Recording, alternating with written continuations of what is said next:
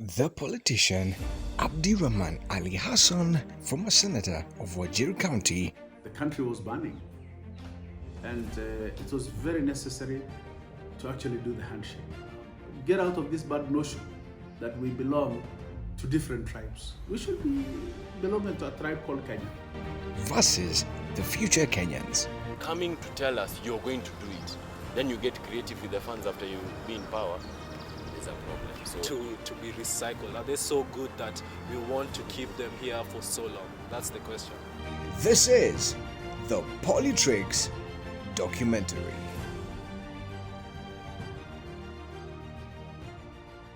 No political leadership is lying to Kenyans. The thing is, they're tribal themselves. We're a nation that's made of tribes, and we're just too tribal. We just need to cross over our alliances to our tribes and actually encourage nationhood. Encourage ourselves as people who are brothers and sisters, people who have a common destiny. It's our mindset of Kenyans. It's not the political leadership cheating anyone. It's the terrible tribal mindset we all have as communities in Kenya. And this is something we have to change. Start off with schools. Educate them as people who are one. There are bigger nations or states that are actually having a common, our neighbors, particularly Tanzania, really have that sense of brotherhood. And it's the foundation in which it was built on. So it's very necessary as Kenyans to get out of this bad notion that we belong to different tribes. We should be belonging to a tribe called Kenya. I think a bit of both, and I would also say it's because of our economy and what we have. I was watching a video the other day, and it was about this leader who was giving money to mothers, 200 bob, 100 bob. So sometimes I feel like, if our economy would allow people not to take such bribes, if our economy would allow people to have their own jobs, they don't need to go to fields to get 100 bob, 200 bob.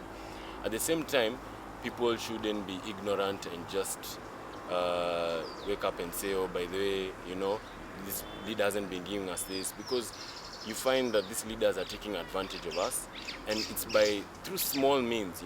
How can somebody come and convince me because of 200 bob, right? And that same person has a family to feed of 8, right? How is that 200 bob going to solve your problems? Even us as Kenyans, my hope is that we're able to think in the right way and be critical about it, and also demand for a better change. And yeah, I think that will be the right track.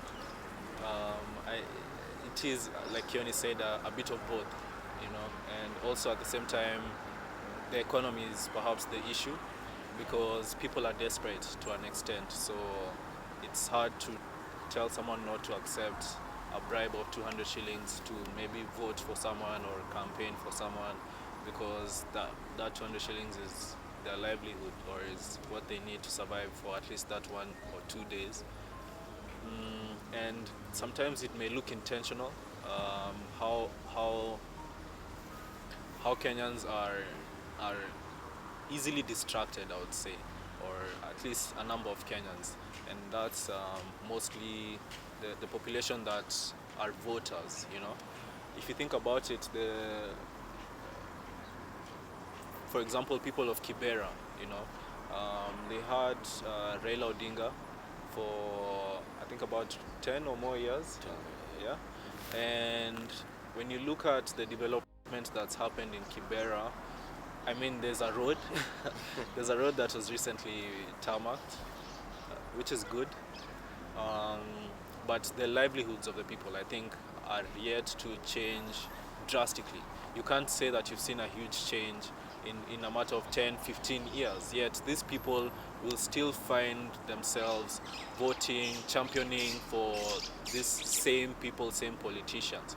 So at some point it may even feel like it's some form of hypnosis or something like that, or even witchcraft, I don't know. But if I'm honest, sometimes I analyze and I don't understand it yet.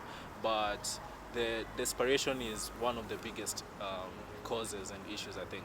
And I think it almost looks intentional that people are not empowered enough to have financial freedom so that they can be desperate for that 200 shillings when it comes.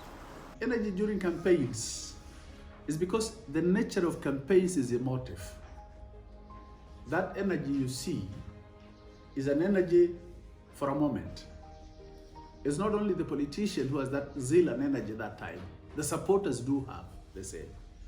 And once that campaign is over, it doesn't mean the individual elected to an office doesn't have the energy and zeal. They still do. It depends on individuals. You cannot condemn politicians as a whole. I've realized, there's so much money we're spending on campaigns, and even this whole election process or how somebody comes to power should be rethinked, because I see leaders coming and mentioning so many things, how they're going to build this, how they're going to do this, and we don't see what they've done, that makes them viable, to be in a position like that. So I feel, I think, or my hope is rather, we should have this whole dynamic changed. I was even telling Jessie the other day, I'm hoping we can have a vetting process, where we see what you've done. You as Kioni, you as Jessie, you as Peter or John, we see what you've done, and we see whether you have what it takes to become the president. What have you done? If you're telling yourself you want to become the governor, what have you done in the past 2 years? Then we can make that decision. But coming to tell us you're going to do it, then you get creative with the funds after you be in power, is a problem. It's mainly experience. There's no recycling. It's a question of longevity in politics that aids you to capture the top seats. It has nothing to do with any other influence. Like you said, it's mostly tribalism that's helping it, because Uhuru and Raila are literally the only presidents we can think of, and obviously making. No, they're quite. Of course, politics is about numbers as well. It's about numbers, and it's about how you can influence a number of regions. One region cannot elect a president alone. So it's about Kenya electing one person of preference. And it's not, the question of tribalism is as I've mentioned, the mindset of Kenyans. But the Kenyan leader who becomes the president will be a president for everyone. So it's not that he'll be a president for Kikuyu or a president for Luo or a president for Somali. The president will be a president for Kenya, and he's a national leader. But everyone comes from a community, so we cannot blame an individual who ascended to power because of it, and say just because of his tribe he's ascended to presidency. It isn't. The president cannot be a president. The constitution is fairly very clear. He must get the support of the majority of Kenyans. Like perhaps there's other reasons why, there might be, for example, government secrets that the youth can't handle, So of course, if they keep the circle small, the secrets will remain within, that small political circle. You find there are people, of course, who have joined office and who are never in government, and they came with so much vigor and a lot of good intentions for the people, but perhaps when they got there, they were told, okay, this is how things go around here. So in as much as you have so many hopes and aspirations, this is how to actually go about these things. So it's unfortunate, like many things, that we recycle leaders, because at the end of the day, it reflects on the kind of policies that we implement, or even the implementation, the laxity of implementation in policies. And of course, a youthful country should have youthful leadership, who relates with the youth more than the youth, And since youth in Kenya are maybe up to like 43% of the population, then it's time that we have more youthful leaders than non-youthful leaders. In fact, I would propose that the BBI have a policy where after maybe 60, someone should retire out of office. The work that they've done, you know, does it qualify them to be recycled? Are they so good that we want to keep them here for so long? That's the question.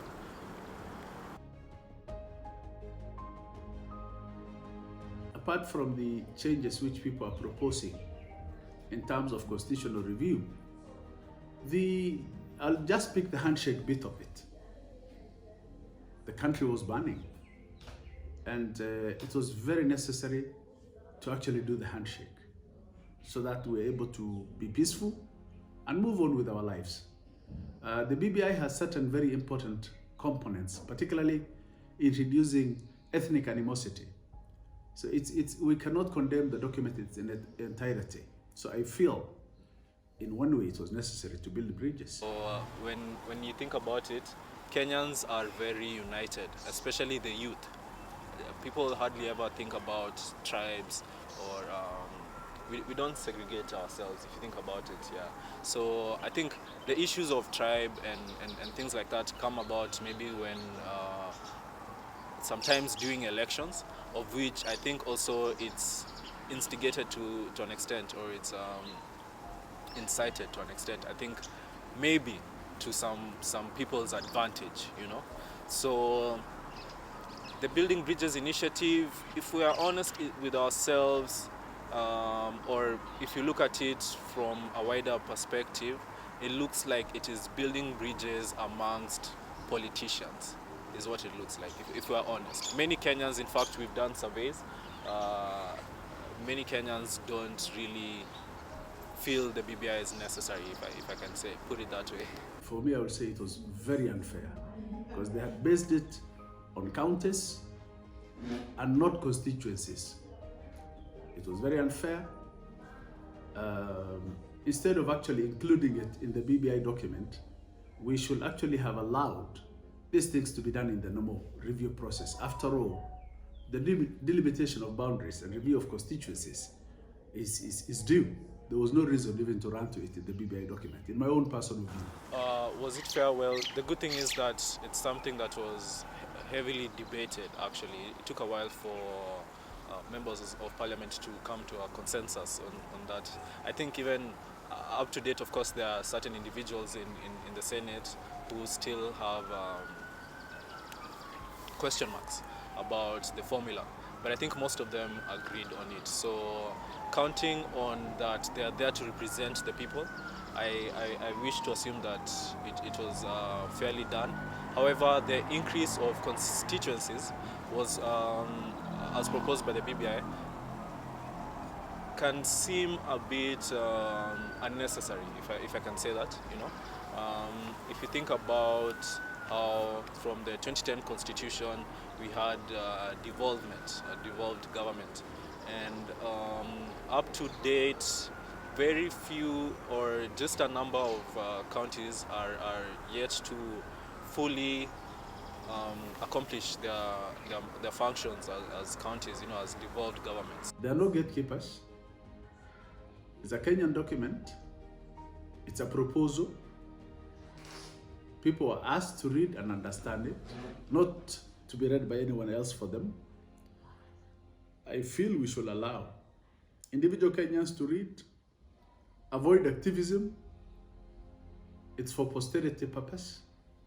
We should be able to do our judgments fairly. So I don't think whether anyone has been asked to gatekeep for this document. You know, when you bring in an opposition leader to a government, you know, there can also be particular motives that they may come with that are not in the best interests of the Kenyans. And even as Jessie said, Kenya as a country, the youth and everyone, we are unified. But the political class is what's bringing that ruling and that tribe, and this should be this way and this. But Kenya as an entity, as a whole country, we are all unified people. There's no tribalism of sorts, or less tribalism even with us as Kenyans and citizens. But the political class have that ruling. They want to bring that ruling effect, and I think it's my hope that us as Kenyans are able to see these loopholes are able to see where this BBI is bringing change, where it's not bringing change, and we've seen. So I'm hoping for the best. Surely, I would say from the onset, there was a glimmer of hope when the president and his the other gentleman, Honorable Raila, shook hands. The country had witnessed very peaceful and a change in the political environment. So we've done polls with our audience, and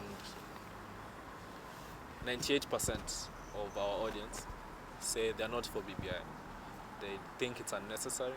They think we have bigger issues to think about than BBI as Kenyans.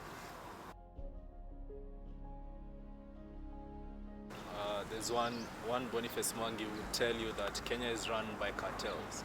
You know, someone like Miguna would tell you that Kenya is owned by 2-3 people or 5, just a table, a boardroom of people, you know. And these are some of the wealthiest people in Kenya or in the country or even in Africa perhaps. And yes, with wealth comes power, that's true. However, the acquisition of the wealth is perhaps the question, like you're saying. In the book, 21 Indispensable Qualities of a Leader, the first quality that they mention is, John Maxwell mentions, is character, you know. So I think we are doomed when we are led by people who behind the scenes do very illegal things or have these cartels, because at the end of the day that's a matter of character, and that just shows what kind of character these people have. And it's very ironic because, like I was saying, you can find people being charged and sentenced for very menial crimes, you know, but the people who are perpetrating the largest of the crimes go scot-free, you know. And it just goes to show that that's the kind of country we're living in at the moment. But I'm happy to say that a time is coming when we shall not be having such people in power, you know.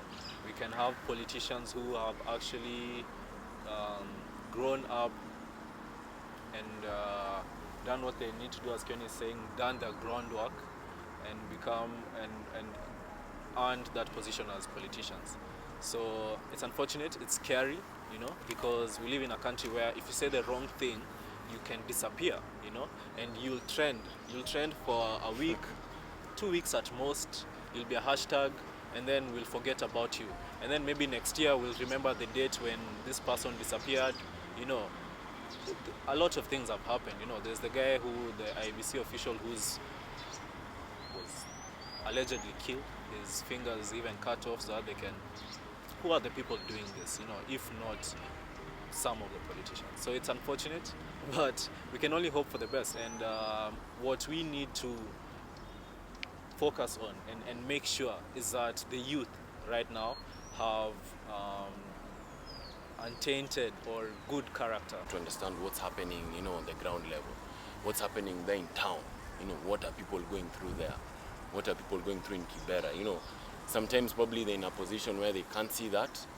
And I mean, about the drugs and the cartels, I don't want to point fingers or what, but at the end of the day, we should definitely have, and as I've just said before, we should definitely have systems that are able to bring in leaders in the right way. So, for example, if I have been doing drugs, I don't just become a leader. Because right now, anyone can become a leader in this country. Anyone. It doesn't matter what you've done, whether you've murdered people, whether you've killed. You can wake up today and give people money and say, Nataka kuwa president. And you can be given. And then what happens when you become what happens when you become the president? What happens when you're leading these people? You start to do things that don't embody, you know, your picture as a leader. So we should have systems that are able to induct these people in the right way and I feel like with that we can be able to,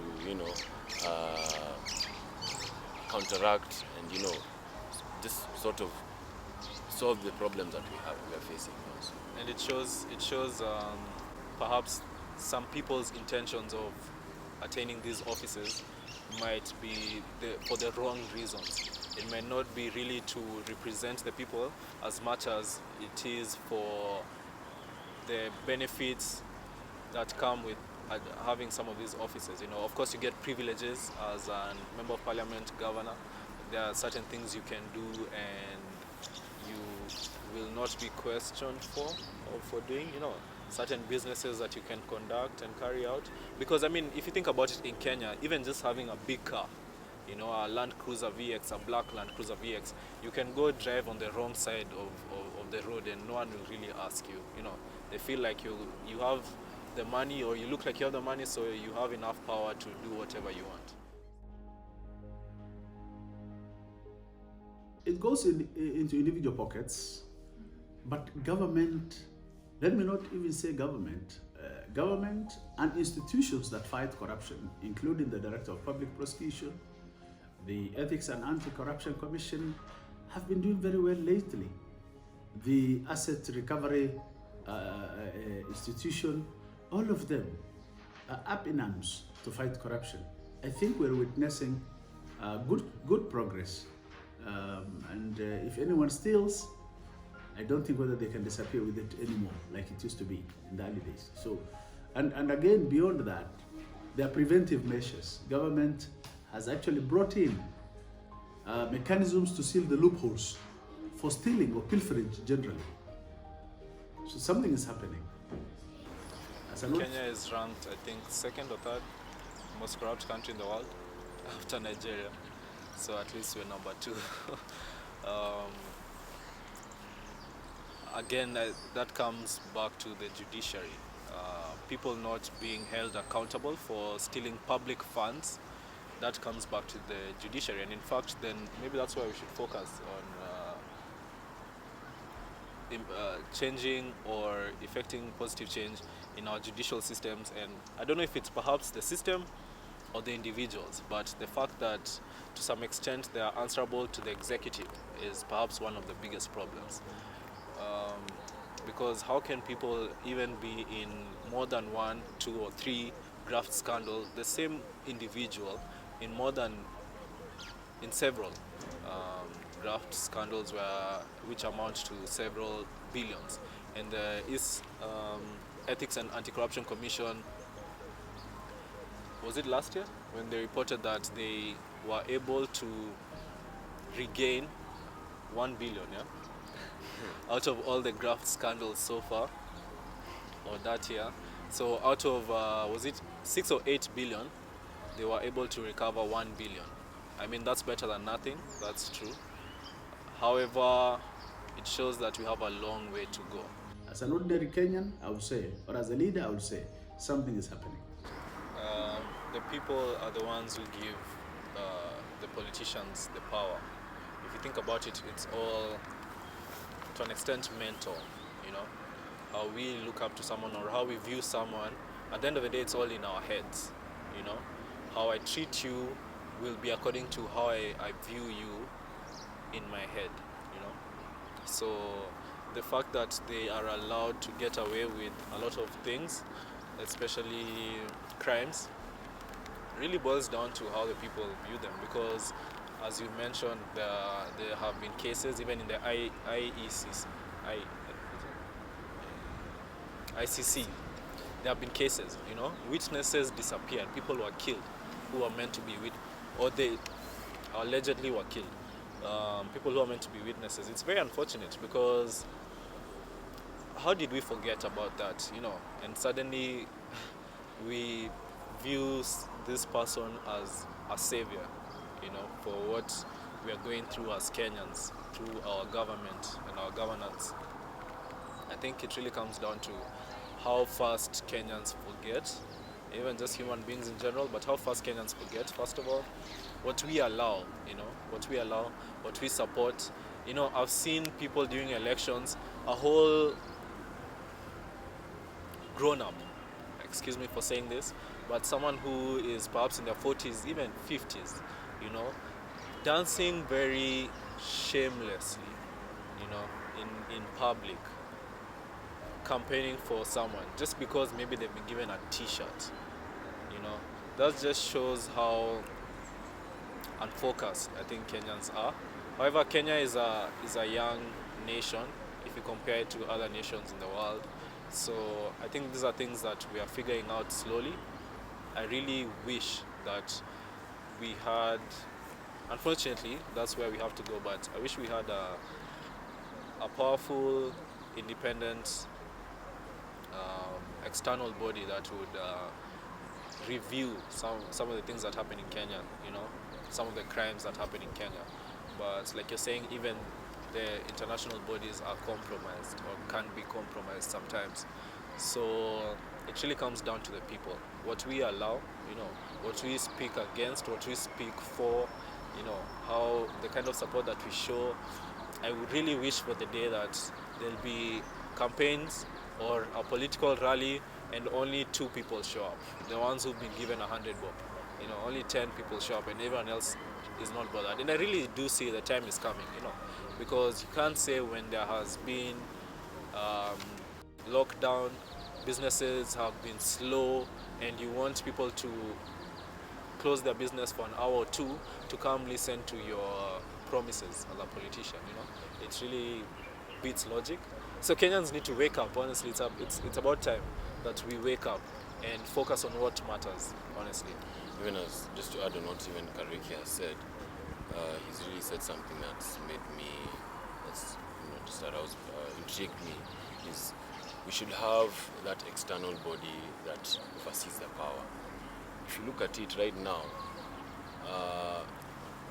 Uhuru has the power, not even the governors, because Uhuru said lockdown, you know, and what Uhuru has said is what we are all doing, you know, even the county, even the governors, even the senators, is not that much power they have, you know. At the end of the day, the power goes to, you know, the big person, you know, who's seated there. So I feel like, my hope is that we could have much more devolved functions, you know, and also be positive at the same time, you know. And I keep on saying this, sometimes it may not look like something can happen, or, you know, we are destined for change. Though my strong urge is for us to be positive about this, and also to fight for more and better systems and better ways. Even this BBI, if you look what we've been talking about, there hasn't been any show of how political violence can be solved, you know, things like that, or how previously, since 1990, we've had all these violences, you know, and how they can be solved. BBI hasn't shown that.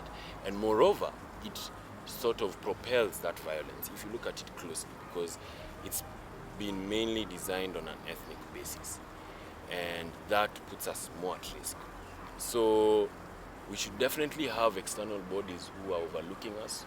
At this rate, we do need, you know, sort of a state of emergency. But we do need body looking us,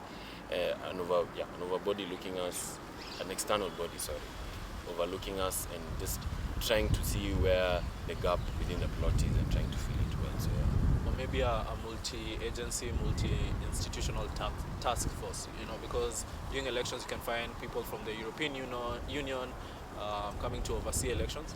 But I think also within Kenya we do have reasonable, wise, intelligent, knowledgeable people who can oversee a lot of government functions. If we had a multi-institutional body or agency, we can even do away to some extent with the executive and have like for example with religious leaders, you know, educational institution leaders, people to do with security. If these kind of people have like a board or an agency where they can now speak up when there needs to be speaking up, or have those checks, you know, to check what the government is doing or what our president and other government officials are doing, honestly. We can do it ourselves also. We don't need to have an external body, if you think about it. The judiciary wasn't clean either in the early days, but I think there are reforms in every segment now, including the judiciary. Something is happening as well. The future looks bright. It's not that dark. You know, this thing starts from down, you know, as from the judicial system, you know. We should be able to get people who, the judges, who are able to bring about or implement the laws, you know. I feel like there are good laws, you know. Kenya has very good laws. Implementing them has been the issue. And, you know, when you look at both ends, you find that the politician has a problem and also the judge has a problem. And I feel my hope is that we can have a system whereby the judges who come into power also go through a sort of testing, reviewing, and training system before they be able to come into power, because that way you'll be able to counteract such problems like leaders taking bribes, you know, judges taking bribes and so on and so forth. So, I mean, yes, the fault has been on both ends. You can't say that the judges have been very diligent in what they're doing, because the judge had accepted that bribe, you know. So we should be able to have judges who are diligent in their work, who are honest and who are discerning, and who have been trained accordingly. You know, you don't just wake up and say, "I want to judge." You know, are you in the right position to judge? Do you have what it takes? You know, things like this, because I feel like most of the time they're just brought into this whole system. They've been made a judge, and you don't have what it takes, so you don't have those values. You don't uphold those values. So I think once we're able to develop such systems, even within our judicial system, because our judiciary is very important in our country. It's the one that acts on the law, so, and implements the law. So I feel like we need to have a strong judiciary in order to counteract the problems that we're facing as well. So yeah. Unfortunately, in Kenya, it may seem that the judiciary is not as independent as it needs to be. There have been cases where a judge would be changed a day or two before, or a week before there's a hearing, you know, a certain hearing, even for graft cases, you know. And even talking about graft cases, there's been hardly any action taken on people who there's evidence, but they would maybe say insufficient evidence. People who it's evident have been stealing, you know, public funds. So that just shows you that perhaps the judiciary is not as independent as it needs to be.